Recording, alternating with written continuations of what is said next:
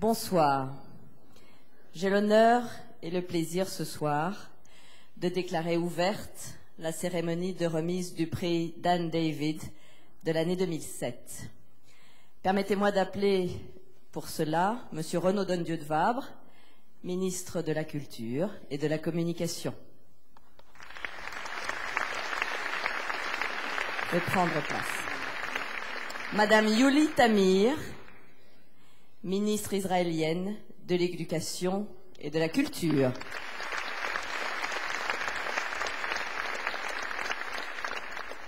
Monsieur Dan David, fondateur du prix.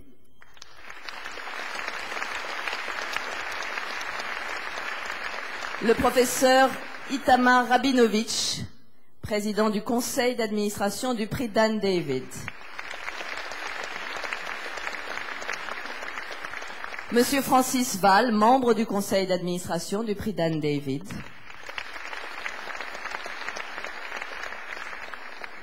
Je demande maintenant aux lauréats de ce prix Dan David de l'année 2007 de venir me rejoindre. Et tout d'abord, Monsieur Thomas Le Goff, fils du professeur Jacques Le Goff.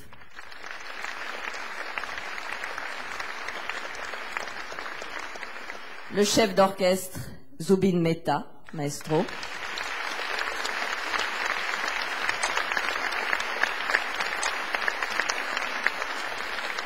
Monsieur Pascal Dussapin, compositeur.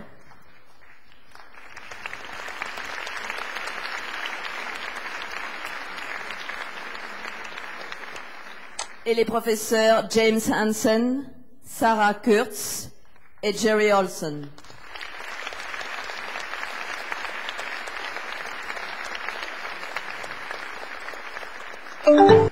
Monsieur le ministre, Madame le ministre, Monsieur et Madame Dan David, Mesdames et Messieurs, le prix Dan David récompense les visionnaires qui contribuent au progrès de l'humanité dans l'ensemble des champs de la connaissance, artistique, culturelle et scientifique. Pour les 3 dimensions temporelles, du passé, du présent et du futur, le prix Dan David rend hommage aux personnalités qui explorent notre passé, améliorent notre qualité de vie et contribuent à un avenir meilleur.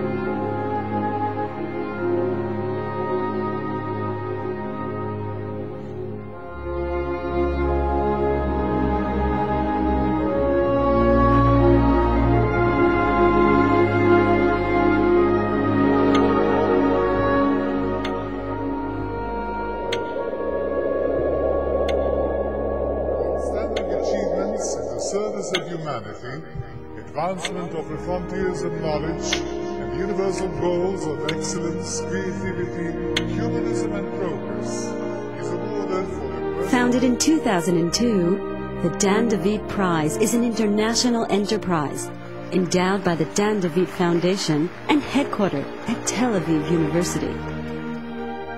The Dan David Prize acknowledges the 3 time dimensions, past, present, and future, as realms of human achievement. The past refers to fields that expand knowledge of former times. The present recognizes achievements that shape and enrich society today.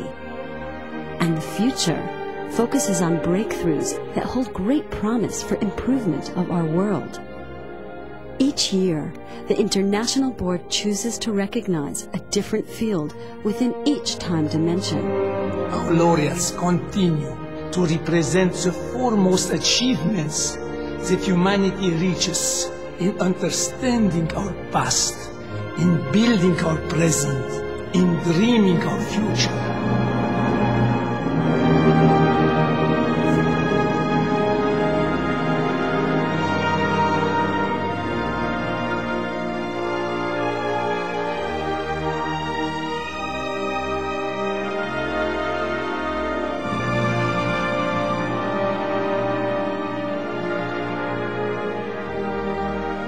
I'm here simply as a representative of the world. Changes my perspective on the world. Who've actually been part of the project. Greatly honored by this opportunity to understand how the universe works. To approach people with respect. I want them. A good reconstruction. And hopefully will make a difference in treating disease and understanding. Look at the future with a spirit of That was really my goal, to try to solve medical problems. I hope in the last day of my life I can work in the laboratory. Find a way of working together. Providing us with wonderful information. The prize honors great men and women who have explored the past, enhanced life in the present, and envisioned breakthroughs for a better future. The Dan DeVito Prize aims to foster universal values of excellence, creativity, justice, democracy, and progress, and to encourage innovative and interdisciplinary research that cuts across traditional paradigms. 3 prizes of $1 million each are granted annually in the fields chosen for the 3 time dimensions. Dan DeVito Prize laureates donate 10% of their prize money to young researchers in their respective fields, thus contributing to the community and fostering a new generation of scholars worldwide who exchange ideas through the Scholars Forum. In 2005, the Dan DeVito Foundation and the French Ministry of Culture and Communication signed an agreement to collaborate on promoting the Dan DeVito Prize throughout the world. C'est un très grand honneur pour la République française d'accueillir désormais la cérémonie de remise du prix Dan David en alternance avec l'Université de Tel Aviv. Encompassing human achievement in each time dimension, the Dan DeVito Prize is committed to a better world in the years to come.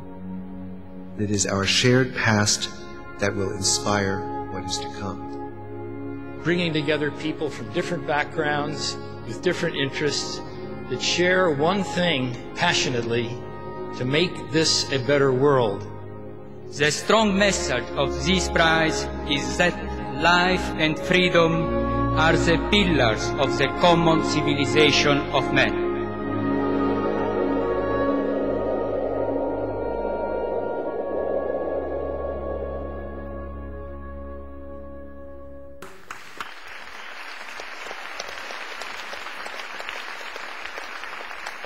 Et je demande maintenant à Monsieur Renaud Donnedieu de Vabre de venir nous rejoindre.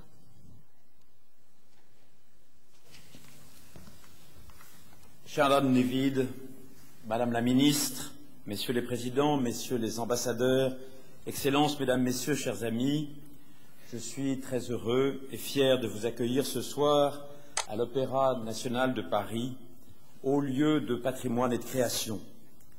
C'est la première fois depuis sa création en 2001 que la cérémonie de remise du prix Dan David a lieu en France, et je suis particulièrement fier que ce bel événement se déroule ici, au Palais Garnier, écrin privilégié du dialogue entre les époques, entre les générations, entre les cultures.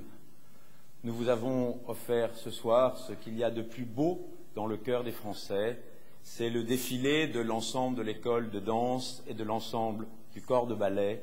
C'est tout simplement pour vous dire merci. Toute la succession des hommes pendant la longue suite des siècles, a écrit Pascal, doit être considérée comme un seul homme qui subsiste toujours et qui apprend continuellement. Il est des hommes exceptionnels qui, par leur talent, par leur intelligence, par leur courage, par leur excellence, contribuent à ouvrir chaque jour de nouvelles portes à l'humanité, à faire reculer les frontières qui en limitent le développement et l'épanouissement. Ces hommes et ces femmes donnent tout leur sens aux mots de Pascal, en réconciliant par leurs efforts, leur travail, le passé, le présent et le futur, ils libèrent des horizons nouveaux au devenir humain. Le prix Dan David veut encourager et récompenser ces visionnaires, dont les progrès font avancer l'humanité tout entière dans l'ensemble des champs de la connaissance, artistique, culturelle et scientifique, qui recouvrent ces 3 dimensions du temps, depuis l'archéologie jusqu'aux dernières découvertes en sciences biomédicales. Je ne doute pas que cette volonté audacieuse et généreuse contribuera sur le long terme à faire avancer, à faire progresser, à grandir l'homme. Cette ambition peut sembler démesurée et pour autant, elle n'en est que plus nécessaire, car pour reprendre les mots d'André Malraux, grand écrivain de la condition humaine, qui fut également le premier ministre de la Culture, l'homme ne se construit qu'en poursuivant ce qui le dépasse. Je tiens à féliciter tous les lauréats qui sont à l'honneur ce soir et à rendre hommage à la Fondation Dan David, à tous les membres de son conseil d'administration et à tous ceux qui contribuent à la réussite de ce prix.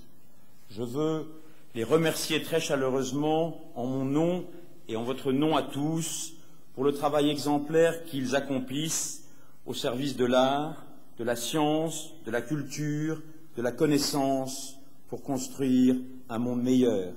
Cher Dan David, merci.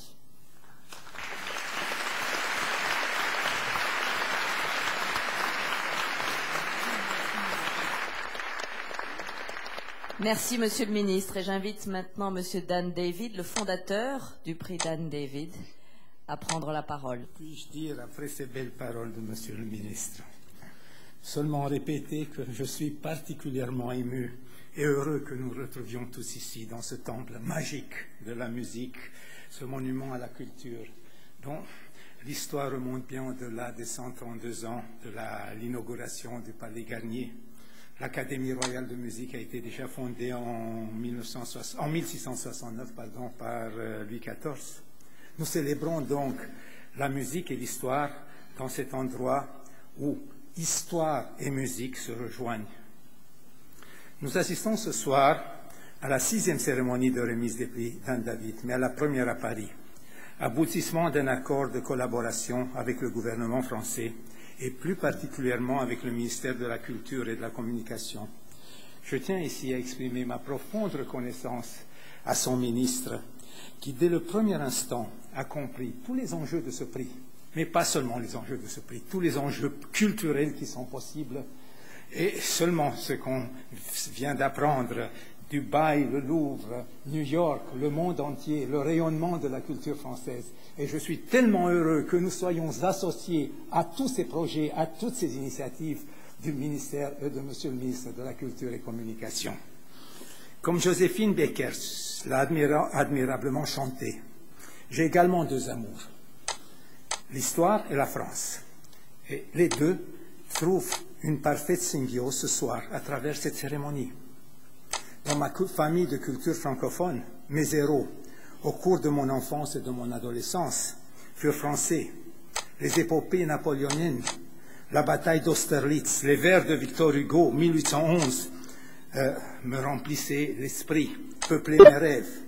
Après 60 ans, je pourrais encore vous les réciter, mais je ne le fais pas ce soir, on n'a pas le temps de le faire. Permettez-moi de vous donner quelques explications quant au mode de sélection de lauréats. Chaque année, le Conseil se réunit pour choisir les 3 domaines spécifiques retenus au sein des dimensions temporelles, passé, présent et futur. Cette année, par exemple, l'histoire, la musique contemporaine et les recherches énergétiques. Des comités de sélection indépendants sont formés autour de personnalités éminentes au sein de la communauté internationale académique et de spécialistes dans chacune des disciplines retenues. Les lauréats de l'année seront ensuite choisis par le Conseil du prix parmi les finalistes recommandés par ces comités de sélection. Cette année aussi, les comités de sélection nous ont présenté un magnifique choix. Il est devant vous. Le Conseil du prix a pu ainsi prendre les décisions que nous apprécions tous. Les 3 dimensions temporelles nous permettent, année par année, de couvrir tous les domaines de l'activité de la pensée humaine, au moins jusqu'au moment où on n'aura pas découvert la 4e dimension. Si parmi les lauréats 2007, 2 sont français, cet heureux hasard n'est nullement dû à leur nationalité, mais à leur mérite personnel, et vous m'en voyez d'autant plus ravi. Le travail de sélection des lauréats a été et sera toujours difficile. Les progrès de la science, d'une année sur l'autre, jour après jour, élargissent le nombre potentiel des lauréats. Notre but est d'encourager les recherches, de mettre en évidence ceux qui, parmi les chercheurs, au sommet de leur carrière, nous aident à comprendre notre passé, à construire notre présent, à rêver notre futur. Et c'est également dans ce même esprit que pour préparer les futures générations, chaque lauréat attribue 10% de son prix au financement de la recherche des jeunes chercheurs ou des étudiants brillants dans leurs disciplines respectives, dans la même discipline qu'eux-mêmes, pour contribuer à l'avancement de leurs travaux. Cela fera l'objet d'une seconde cérémonie cette année qui en mai suivra celle de ce soir à Tel Aviv. En médecine, en physique, en chimie, dans l'amélioration de nos conditions de vie, dans l'exploration planétaire, en archéologie ou dans n'importe quel domaine, toutes ces découvertes, qu'elles soient le fruit de recherches longues et harassantes ou d'un heureux concours de circonstances, ne peuvent vraiment que soulever notre admiration. Et de quoi pourrait-on rêver pour notre futur? Ce qui était inconcevable il y a quelques années est aujourd'hui présent dans notre quotidien. Il est difficile de penser à ce qui sera possible demain. Prolonger notre vie, écarter les maladies, transférer notre personnalité dans un ordinateur. J'aimerais bien cela. Pas tout de suite, mais dans quelques années. S'agit-il de rêve ou de réalité prochaine? L'espoir de notre prix est justement pour les années à venir, et pourquoi pas pour les siècles à venir, de contribuer à la transformation de ces rêves en réalité. Je vous remercie et je vous remercie encore une fois, Monsieur le Ministre.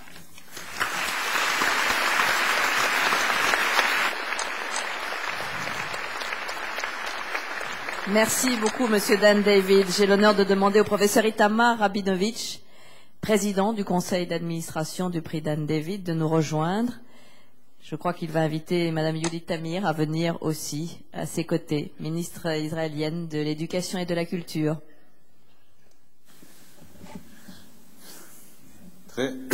En très bref, comme président du conseil du prix et comme président de l'Université de Tel Aviv, je suis fier et heureux de vous présenter une amie, une collègue, le ministre de l'Éducation d'Israël, le professeur Yuli Tamir.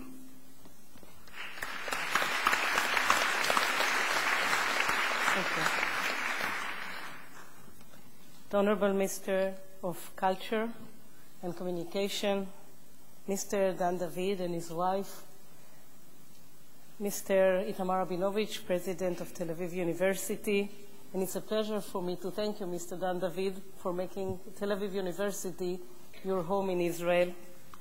Laureates of the Dan David Prize, dear guests, it is a great pleasure and honor for me to be here with you tonight. What better way do we have to celebrate human knowledge than the unusual combination of excellence that we have here with us today? Human excellence is an unprecedented quality that illuminates the unique nature of the human mind. It combines ability and choice. Animals, too, can exhibit abilities. Who can run faster than the cheetah? Who can fly higher than the eagle? Yet the cheetah and the eagle cannot decide to be excellent in any other field than that they have been born to excel in. They cannot but run or fly. They can only be what they were meant to be. Humans can make a choice. They can choose whether they would like to run or write, to play or fly. This is why human excellence is first and foremost a victory of the human will, not only of human abilities. Today, the 8th of March, is the International Women's Day. It is therefore proper to mention, in this respectable forum, the fact that for women, the choice of excellence is even more difficult than for men. Two of my own heroines, who were a true source of inspiration for me, were French. I have read the biography of Marie Curie when I was 9, and ever since admired her scientific brilliance. I have read Simone de Beauvoir many years later, and in the light of the second sex, I read the story of Madame Curie once again, and saw it in a new light. Brilliance, I have realized, was not enough. Courage and determination were an essential part of her victory. The Dan David Prize connects the past, the present, and the future. It celebrates what we have achieved so far, but it also shows us that there is a way to choose a goal for the future. What should this goal be? We have to expand our knowledge, our culture, our intellectual horizons, yet there is one thing we have not yet developed sufficiently. We have not yet fully developed our common humanity. Today, knowledge is international. It travels fast and far. Regretfully, the human heart is much less developed than the human mind. It is less open, less generous, more selfish and xenophobic than it should be. So here is a task for the future, fitting well the two great nations represented in this hall. The French nation that taught us the lesson of freedom, equality, and fraternity, and the Jewish nation that taught us the lesson of love thy brother as yourself.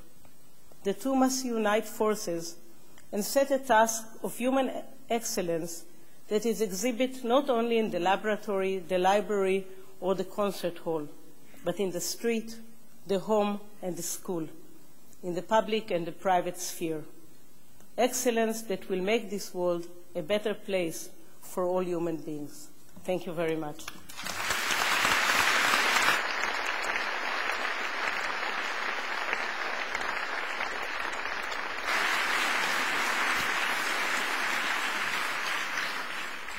Merci, Madame le Ministre. Le prix Dan David pour la dimension temporelle du passé récompense cette année les historiens auteurs d'écrits majeurs.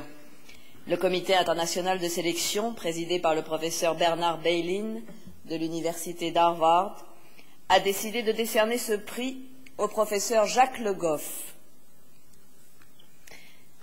Nous certifions que le 8 mars 2007, le prix Dan David, qui récompense les réalisations d'exception contribuant au progrès, est décerné pour la dimension temporelle du passé dans le domaine historien, auteur de travaux majeurs, au professeur Jacques Le Goff, pour ses recherches, ses articles et ouvrages qui font de lui l'un des plus éminents historiens spécialistes du Moyen-Âge, parce qu'il est l'un des pères fondateurs de l'anthropologie historique, approche fondée sur la collaboration multidimensionnelle et imaginative de l'histoire et des sciences sociales.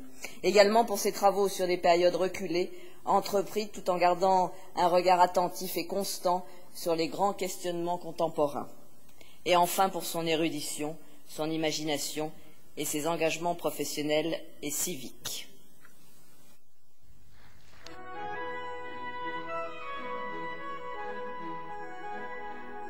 L'histoire, c'est la science des hommes dans le temps. Et une des façons de repérer, de marquer, de maîtriser le temps, c'est la chronologie. J'ai eu deux objectifs essentiels. L'un qui a été de contribuer à changer l'image que l'on avait du Moyen-Âge. Ce n'est même pas tellement le Moyen-Âge de la foi, le Moyen-Âge des cathédrales, bien que ça existe, mais c'est le Moyen-Âge qui crée. C'est le Moyen-Âge qui considère que l'intellectuel, la raison sont des choses essentielles. Le second objectif, c'est de montrer que le Moyen-Âge a été une époque très importante pour l'élaboration de l'Europe. Qu'est-ce qu'il fait, l'historien? Eh bien, l'historien, il construit ses faits à partir des documents et il leur pose des questions. C'est la conception dite de l'histoire-problème. Le mot religion n'existe pas. Il apparaît au XVIIIe siècle. Pas besoin avant. Non, exactement. Mais exactement. On n'en a pas besoin, parce que tout est religion. Et puis, à partir d'un moment, on voit apparaître un mot. Il y a, entre le paradis et l'enfer, un lieu qui s'appelle le purgatoire. Et je pense que ça a été très important pour l'évolution d'ensemble de la pensée chrétienne et du gouvernement des hommes et des femmes, parce que on ne considérait plus qu'il y avait les bons et les méchants, mais qu'il y avait l'introduction de la nuance, l'introduction de ce qu'on appellera plus tard le juste milieu, etc., et que par conséquent la société et la pensée chrétienne devenaient beaucoup plus souples.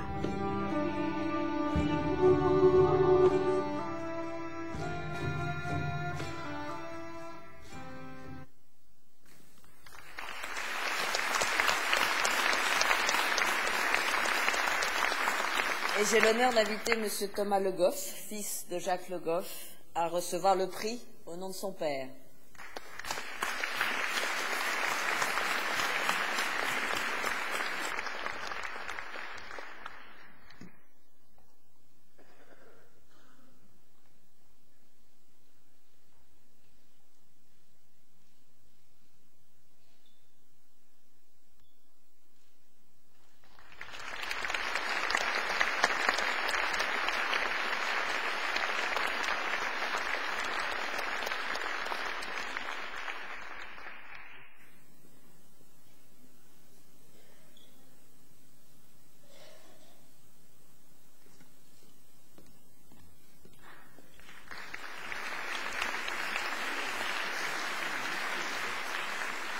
Et ne pouvant être à nos côtés ce soir, le professeur Jacques Le Goff nous a transmis ces quelques mots dont je vais essayer de me faire le messager.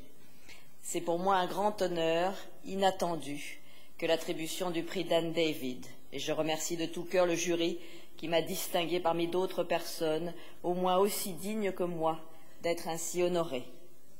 S'il était normal que le prix qui m'est décerné soit placé sous le signe du passé, il est particulièrement réconfortant pour un historien comme moi qu'un prix prestigieux se réfère au passé. Bien que l'histoire d'Israël et de la France se présente de façon extrêmement différente, il est pertinent que ces deux États patronnent une dimension du temps qui, dans sa diversité, représente l'une des bases de leur personnalité, de leur richesse et de leur dynamisme.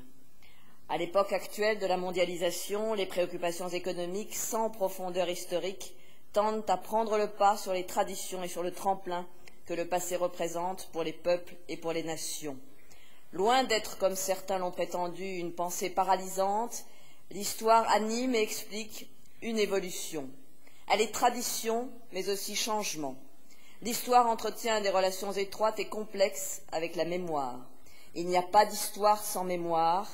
La mémoire est la nourriture et l'impulsion de l'histoire, mais la mémoire la plus légitime peut déraper, et c'est le devoir de l'histoire et des historiens de la maintenir dans le droit fil de la vérité et de la justice. J'ai consacré la plus grande partie de mon enseignement et de mon œuvre à la période baptisée en France médiévale. Cette période qui a été longtemps dénigrée par les descendants des humanismes et des hommes des Lumières s'est révélée beaucoup plus riche, beaucoup plus positive, beaucoup plus créative qu'on ne le dit. Certes, elle a aussi ses ombres, et il convient que les médiévistes les dénoncent pour que l'avenir ne reproduise pas de tels crimes, aussi bien les persécutions de l'Inquisition que celles de l'anti-judaïsme ou de l'anti-islamisme. Un certain nombre d'ouvrages essentiels sont la base et la lumière donnée par le passé à l'histoire et à l'avenir. Le médiéviste que je suis est particulièrement sensible au poids de l'histoire de la Bible, des évangiles, mais aussi de toutes les pensées philosophiques qui, depuis Abélard, auteur d'un dialogue entre un chrétien, un juif et un musulman, ont prôné la tolérance et une laïcité respectueuse des diverses foi religieuses. Jacques Le Goff.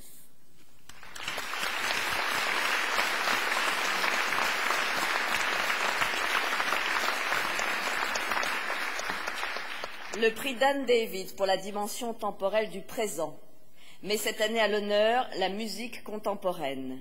Présidé par le Dr James D. Wolfenson de l'Institut des études avancées de Princeton, le Comité international de sélection décerne ce prix d'une part au maestro Zubin Mehta et d'autre part à M. Pascal Dussapin.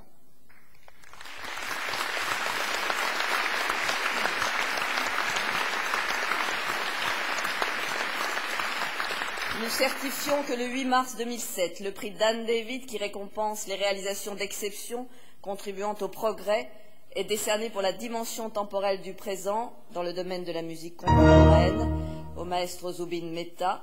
Zubin Mehta, vous êtes l'un des plus célèbres chefs d'orchestre au monde. Ce prix rend hommage à votre direction flamboyante, à la tête de formations prestigieuses, tout comme à votre sens exceptionnel de la responsabilité à l'égard d'autrui, qui vous a porté à exprimer ses talents à travers le monde, devenant ainsi une preuve vivante de la capacité de la musique à rapprocher les cultures et à renverser les barrières sociales et politiques.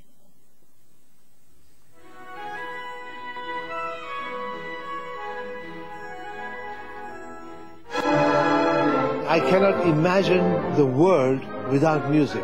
Same way I cannot imagine me without music.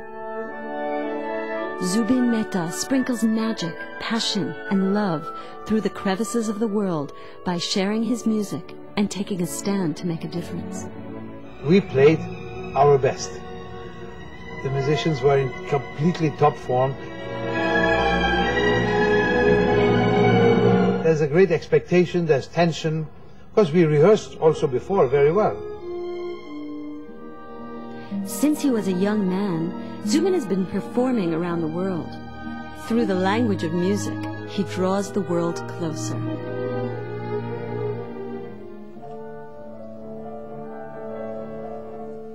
Conducting literally thousands of performances of important orchestras and musical events throughout the globe, Zubin Mehta has inspired audiences and given great opportunity to young musicians.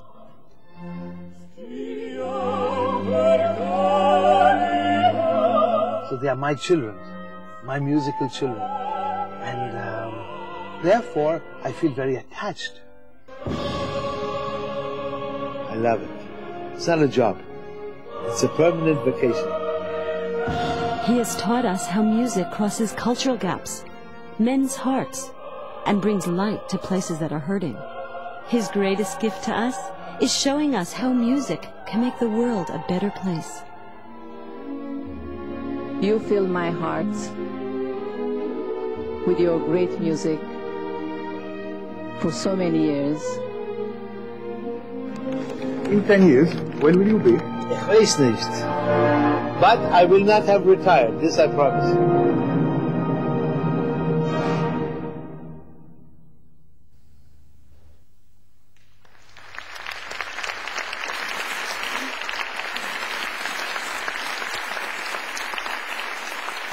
Et j'ai l'honneur de vous inviter, Maestro Zubin Mehta, à venir recevoir votre prix.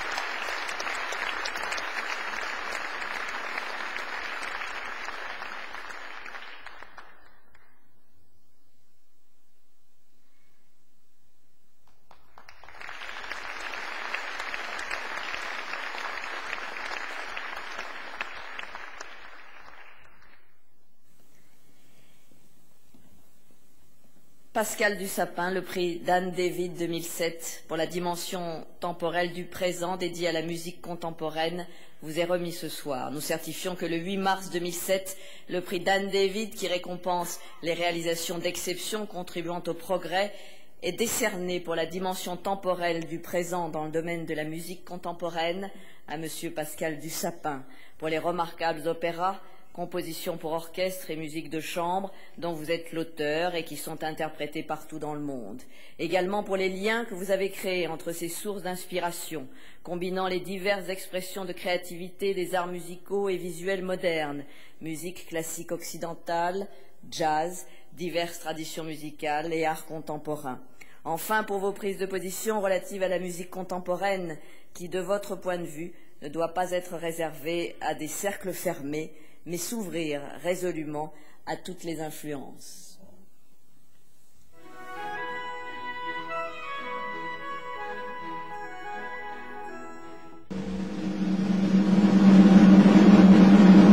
Bon, on y va. Quitte à dire n'importe quoi, faisons au moins quelque chose. Alors l'orchestre fait boum. C'est une interprétation. Je sais exactement ce que je veux dans la musique, mais j'ai pas de conception figée sur l'interprétation de mes partitions.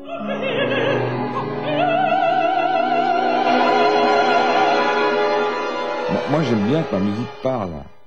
C'est un appareil sémantique animé de toutes les questions qui sont celles de la vie.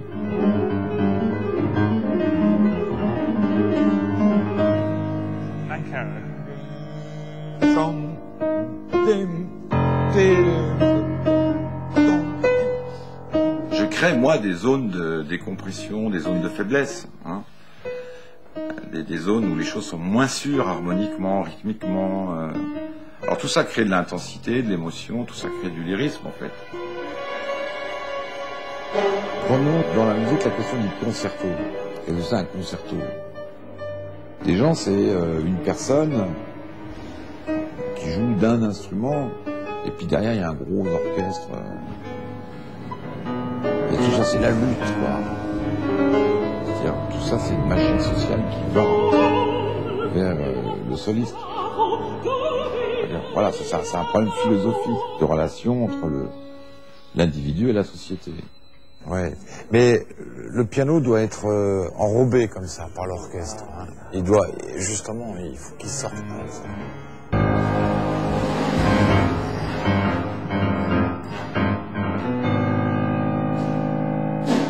Ce sont vraiment des questions d'émotion qui relèvent de tout un chacun.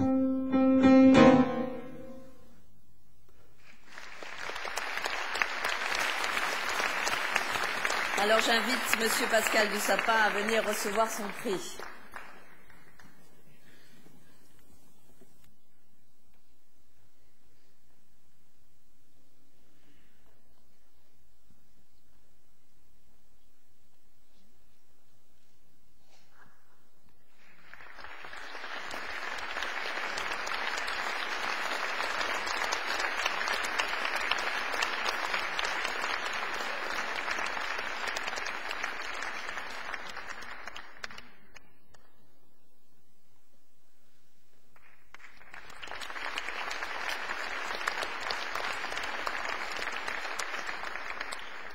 Au maestro Zubin Mehta de prendre la parole au nom des lauréats de la catégorie musique contemporaine. Maestro.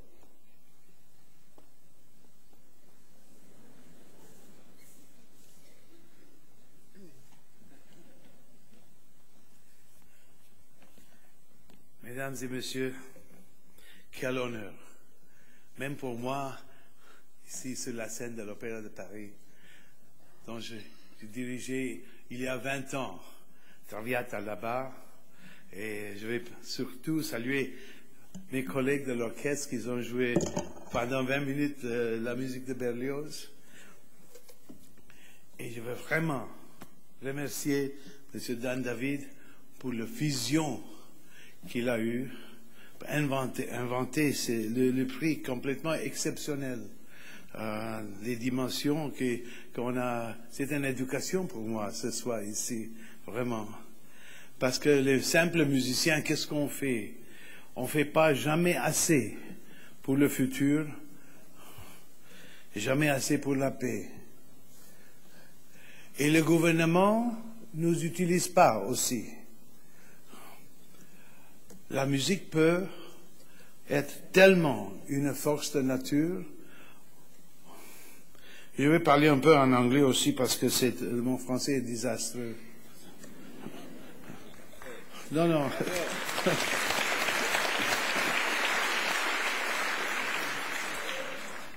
I will be a little faster in English because you have a huge evening in front of you still and so many wonderful colleagues who are going to get more prizes that we admire so much their work. But, you know, yesterday I conducted a concert in Tel Aviv, and tomorrow I will conduct a concert in Tel Aviv. But what is very close to my heart that we are doing is a school of music that we have founded with my friend Joseph Buchmann at the University of Tel Aviv, where we hope in the future to attract musicians from all over the world to come to this little country of Israel to learn music that they will play for the whole world in the future. We are trying in a very small way, and our ambition and dreams are that in the future there will be Israeli Arab musicians in the Israel Philharmonic Orchestra. We are working towards that goal. We are training professors to go to cities like Nazareth to teach young Arab children, to bring them to us. There is a great talent. These two people in the Middle East have enormous possibilities when they, one day, inshallah, will live together in peace. There is enormous possibilities.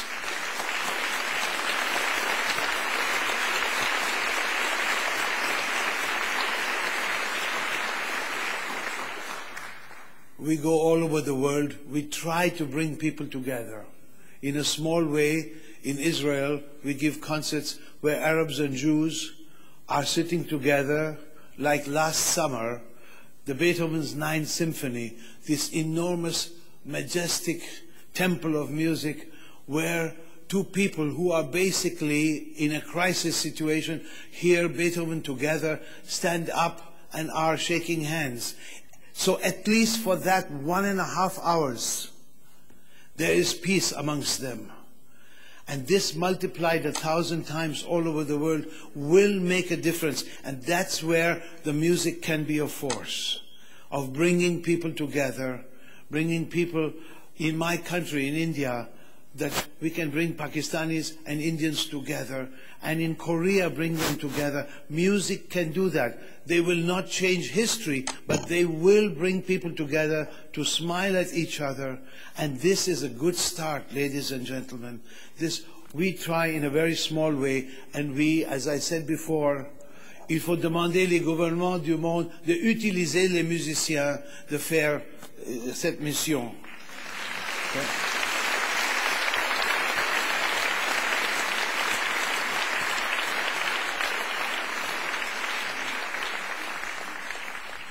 We try in our small way, and we promise in the future to do more. Thank you very much.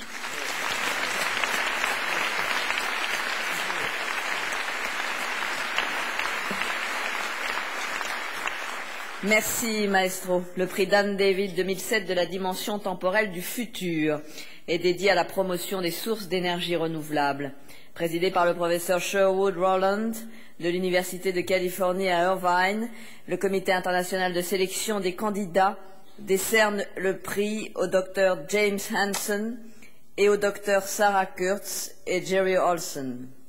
Dr James Hansen, le prix vous est remis. Nous certifions que le 8 mars 2007, le prix Dan David, qui récompense les réalisations d'exception contribuant au progrès, est décerné pour la dimension temporelle du futur dans le domaine de la promotion des sources d'énergie renouvelables au Dr James Hansen pour votre sensibilisation du public aux variations de l'équilibre énergétique de la Terre et en particulier pour votre contribution fondamentale à la recherche climatique, votre compréhension exhaustive des mécanismes de déperdition d'énergie dans l'espace et des perturbations de l'équilibre énergétique planétaire, les éclaircissements que vous avez apportés sur les mécanismes responsables de l'effet de serre dus aux émissions de gaz et d'aérosols et sur les moyens d'en restreindre l'accumulation.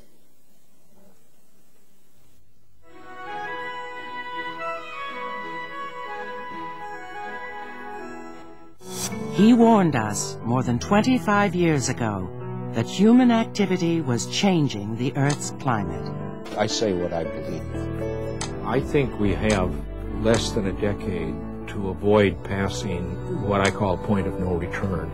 The Earth has warmed about 0.8 degrees Celsius, which is about 1.5 degrees Fahrenheit in the last century. Most of that in the last 30 years, while greenhouse gases have been increasing very rapidly. If the planet warms more than 2 degrees Fahrenheit additional, we will begin to have a very different planet. But in my opinion, 3 degrees Celsius is not the level of dangerous interference. That's a level which guarantees disaster. We have to, in the next 10 years, get off of this exponential curve and begin to decrease the rate of growth of CO2 emissions and then flatten it out. And before we get to the middle of the century, we've got to be on a declining curve. If that doesn't start within 10 years, then I don't think we can keep global warming, additional global warming, under 1 degree Celsius. And that means that there's a great danger of passing some of these tipping points. If the ice sheet once begin to disintegrate, what can you do about it? It will be a situation that is out of our control. What we need to do if we want to keep the ice sheets fairly stable is level off the use of fossil fuels. And that means basically energy efficiency. I think I would not be doing my job if I did not speak out, because understanding this is one thing, but if we don't tell anybody about it, it doesn't mean much. I've tried to be a straight scientist doing the science and reporting it as best I can.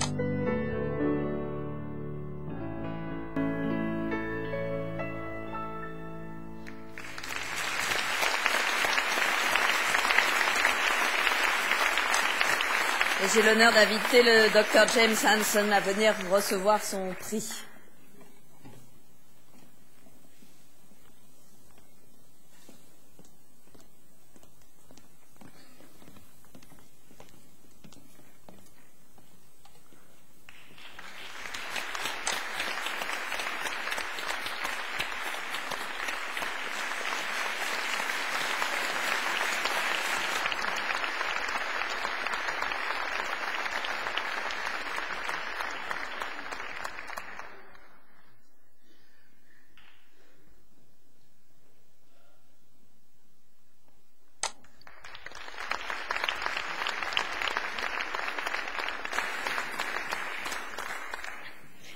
À présent, le prix Dan David 2007 est remis aux docteurs Sarah Kurtz et Jerry Olson pour leur contribution exceptionnelle au domaine de l'énergie photovoltaïque en général et en particulier, au développement de cellules multijonctions de phosphore de gallium-indium et arsénium de gallium, dont le rendement de conversion de l'énergie solaire en énergie électrique est potentiellement susceptible de résoudre la crise énergétique mondiale actuelle.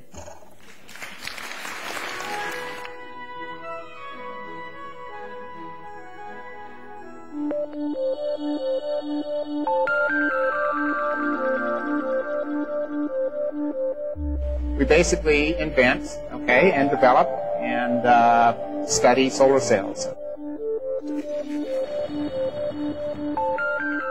I was interested in seeing solar energy as a way to better the world. We make, the devices that are over 40% efficient. So this is the final product. There's actually 12 final products here. You put that in sunlight and it'll generate a lot of electricity. And we took two common semiconductor materials and figured out a way to bring them together as two separate solar cells. And before people could tell us that it wouldn't work, we actually had working devices. Every time you have a defect, that is a loss mechanism decreasing the efficiency of the solar cell.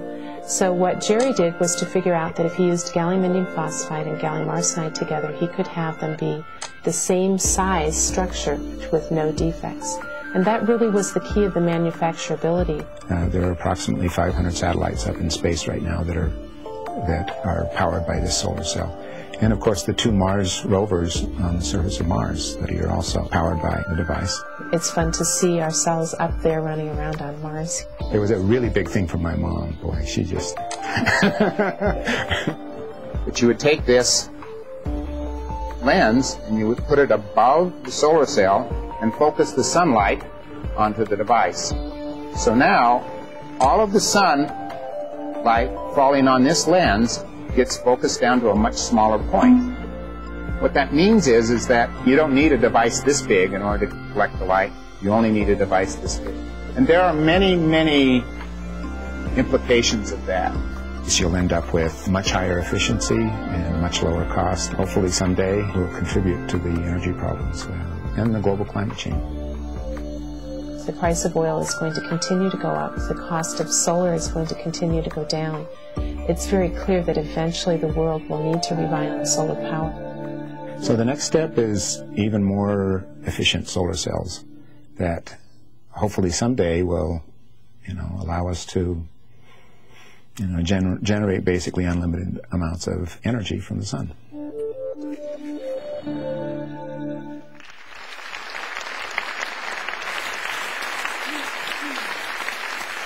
Dr Sarah Kurtz et Dr Jerry Olson, veuillez venir recevoir votre prix.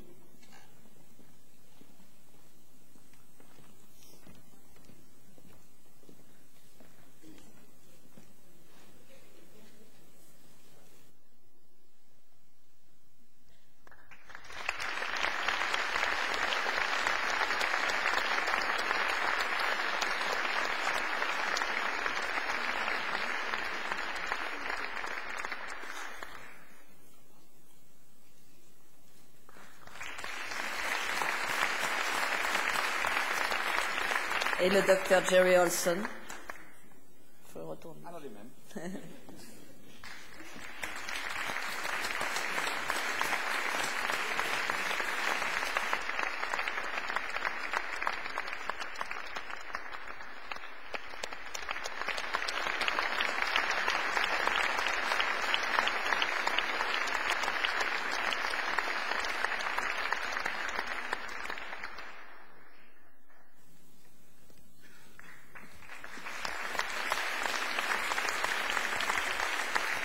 Et j'invite le Dr James Hansen à venir prendre la parole au nom des lauréats de la catégorie sources d'énergie renouvelable.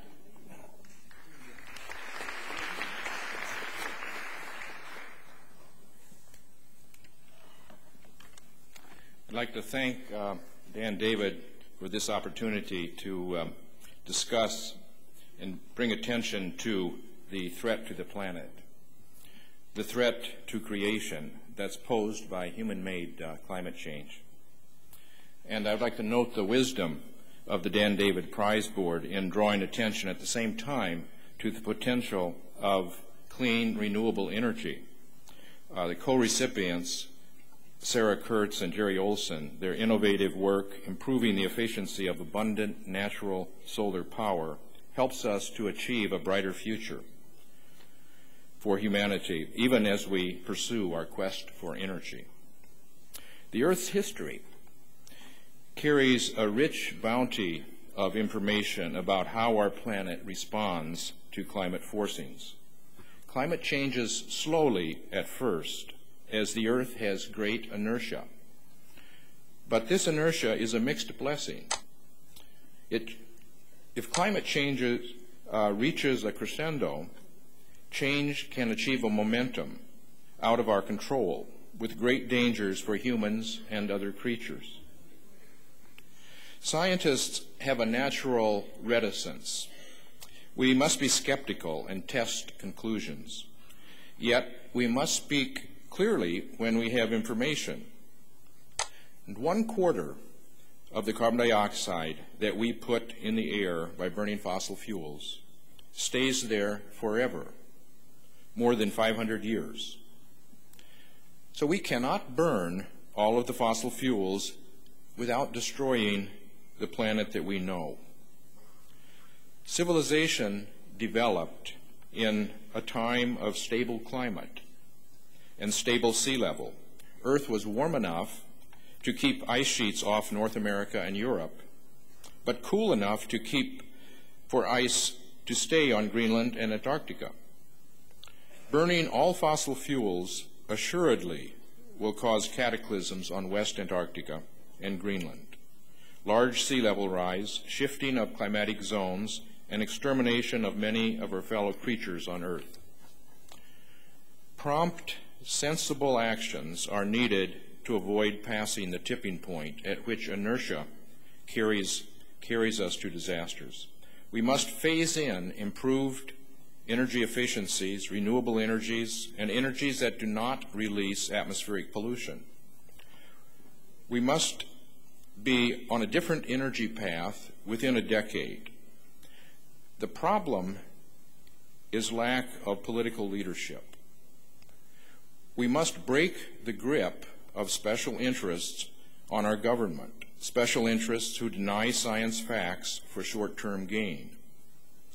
We need not fear change. There are many benefits to clean energy. The only thing that we have to fear is ineffectual gradualism and a pretense of action. Addiction to fossil fuels must be broken while readily available oil and gas are being depleted. These fuels are enough to take us to the brink of planetary calamity. We cannot then cook every drop of oil from tar shale and tar sands or pursue the last drop of oil from the most remote location. One implication is a need for a gradually increasing price on carbon emissions to drive innovation of clean energies. This must be explained honestly to the public, and the public must be provided options to reduce emissions and limit their costs. People want to exercise responsible stewardship for the planet, but individual actions in the absence of standards and policies cannot solve the problem. We must demand leadership from those we elect to lead. We can still preserve creation and achieve a cleaner, healthy environment. But substantive action must begin soon so that we can be on a fundamentally different course within a decade. Thank you. Thank you.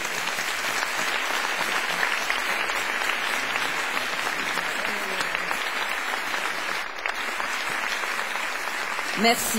Ainsi s'achève cette cérémonie de remise du prix Dan David 2007. Il me reste à vous remercier de votre présence, à remercier et féliciter encore les lauréats et à remercier Monsieur le ministre de la Culture, Madame le ministre et Monsieur Dan David. Et nous vous laissons bien sûr admirer maintenant le corps de ballet de l'opéra dans le ballet de Roland Petit, Les Intermittences du cœur. Bonne soirée, merci.